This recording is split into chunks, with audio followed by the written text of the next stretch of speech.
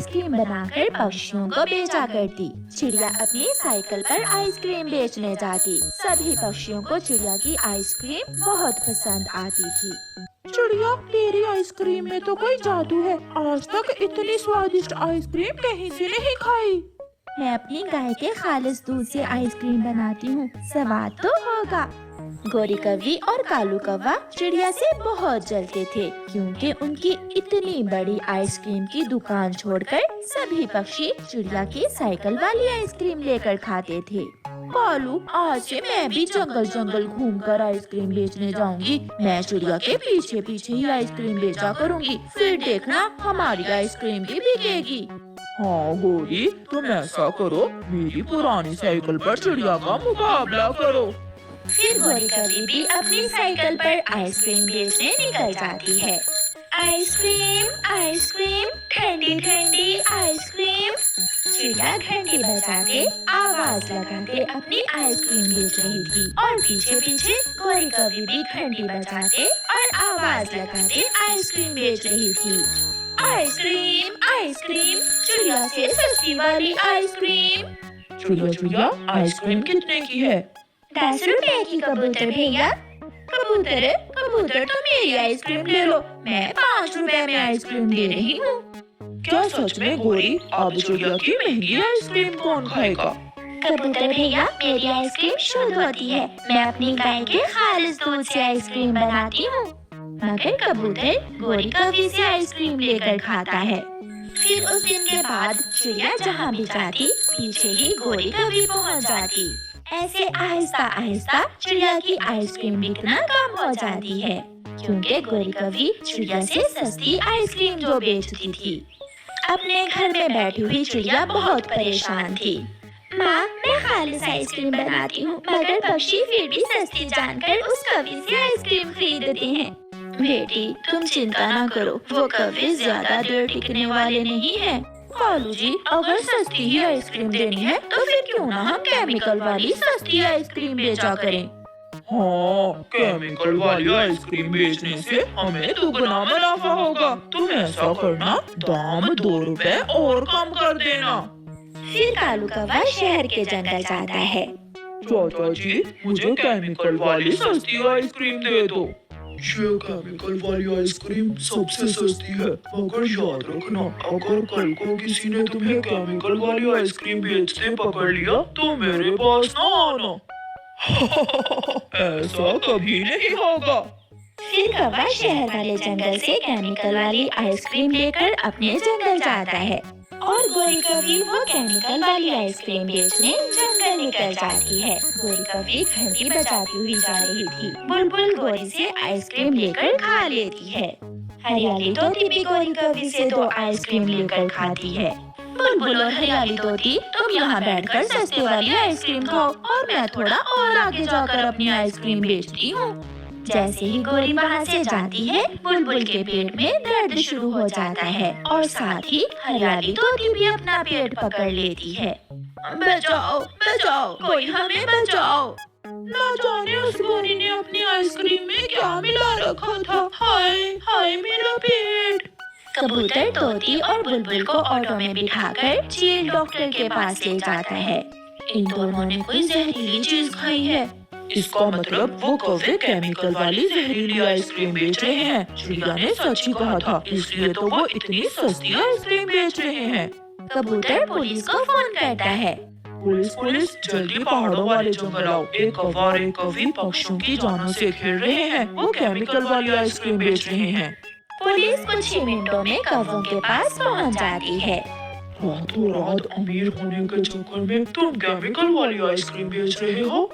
नहीं नहीं पुलिस, हम तो अपनी गाय के दूध से ताजी आइसक्रीम बनाते हैं। ये सब तुम्हें जेल जाकर ही पता चलेगा।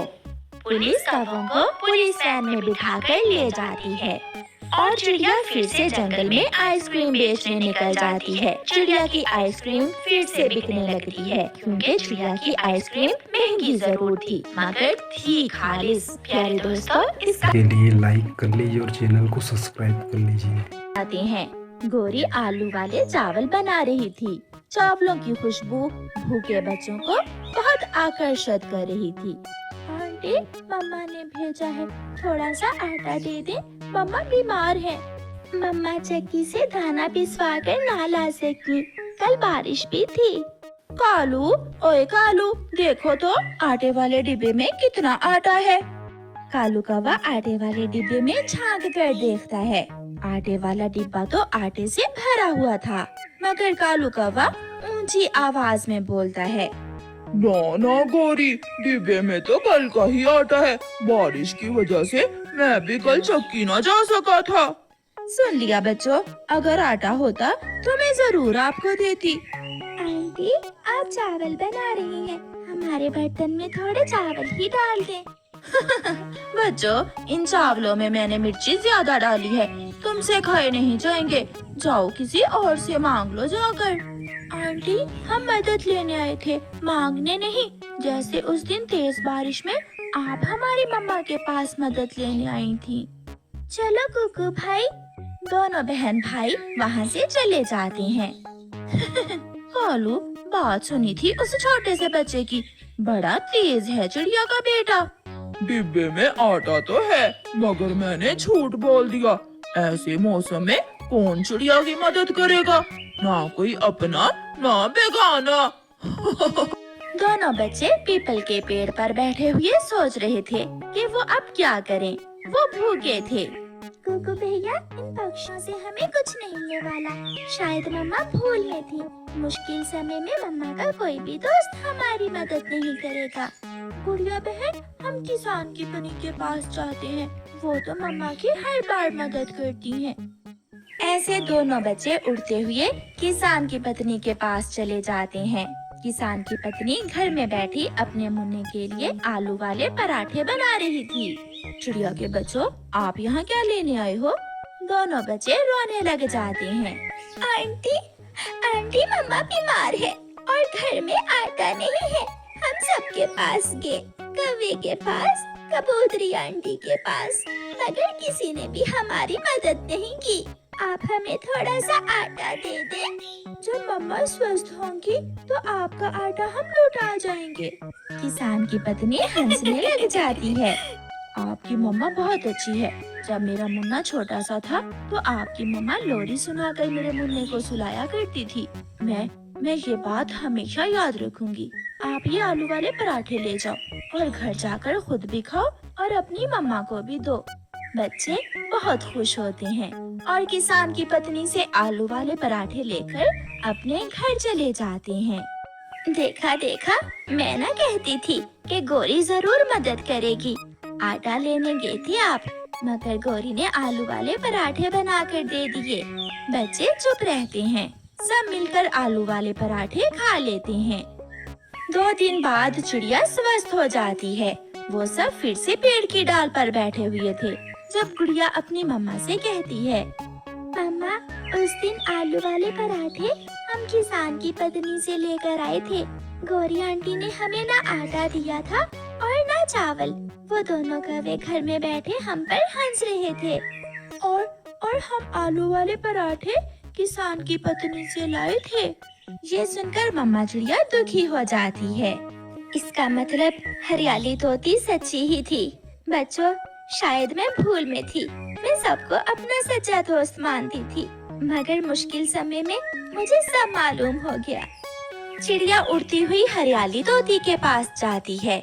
हरियाली, मैं गलत थी और आप ठीक। अच्छे और सच्चे दोस्तों का पता मुश्किल समय में ही चलता है। जरूरी नहीं है कि आपको नेकी और अच्छाई का सिला भी नेकी और अच्छाई से ही मिले।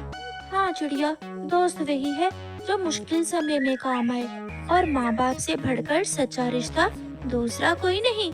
मेरा तो यही विश्वास है। प्यारे दोस्तों, इसका ऐसी और वीडियो देखने के लिए लाइक कर लीजिए और चैनल को सब्सक्राइब कर लीजिए।